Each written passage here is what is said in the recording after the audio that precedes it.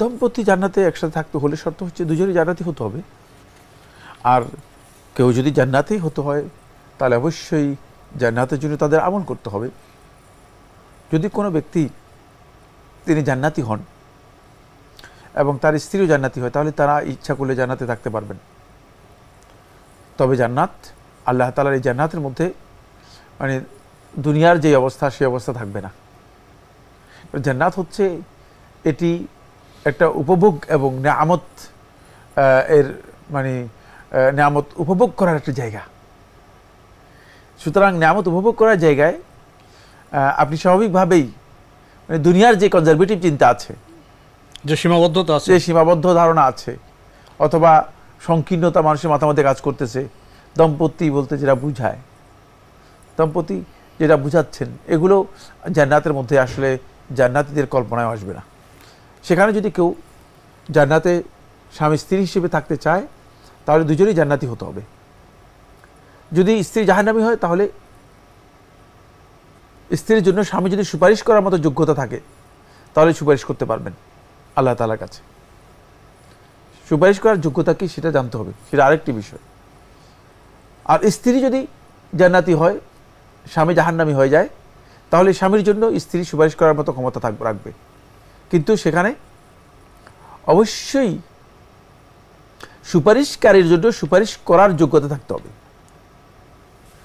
যার জন্য সুপারিশ করা হবে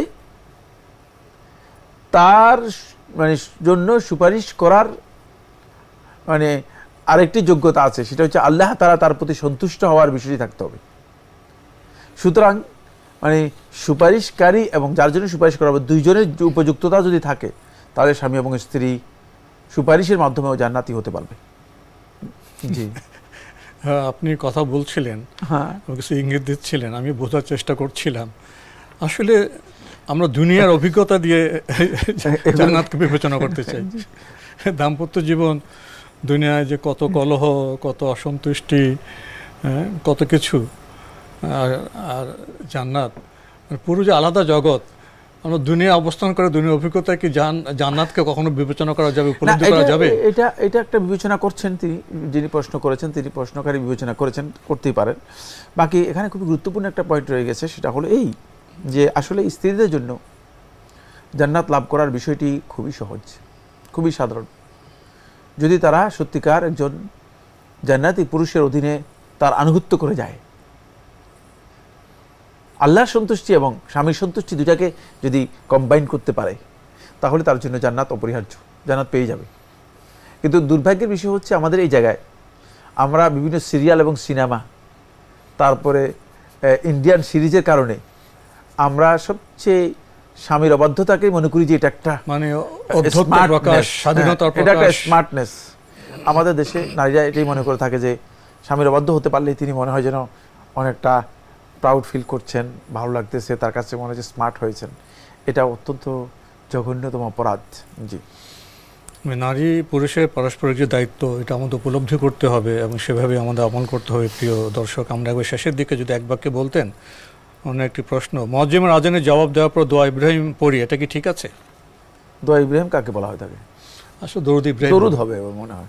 দরুদ ইব্রাহিম পড়তে পারেন, দরুদ ইব্রাহিম পড়ে তারপরে সুম্মা সালু লিয়াল ওয়াসিলাতা, রাসূলুল্লাহ সাল্লাল্লাহু আলাইহি ওয়াসাল্লাম সহিহ বুখারী হাদিসের মধ্যে ইরশাদ করেন, এরপরে তোমরা আল্লাহ রাব্বুল আলামিনের কাছে আমার জন্য ওসিলায় দোয়া করো।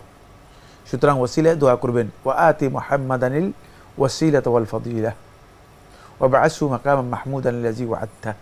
এই দোয়াটি করা এটি সুন্নাহ। কোনো ব্যক্তি যদি এই দোয়াটি করে থাকেন, অন্তর দিয়ে দোয়া করে থাকেন, রাসূলুল্লাহ সাল্লাল্লাহু আলাইহি ওয়াসাল্লাম একটি হাদিসের মধ্যে বলেছেন, তাহলে গুফিরা লাহু, তাকে ক্ষমা করে দেওয়া হবে। সুতরাং এটা অত্যন্ত ফজিলতের বিষয়।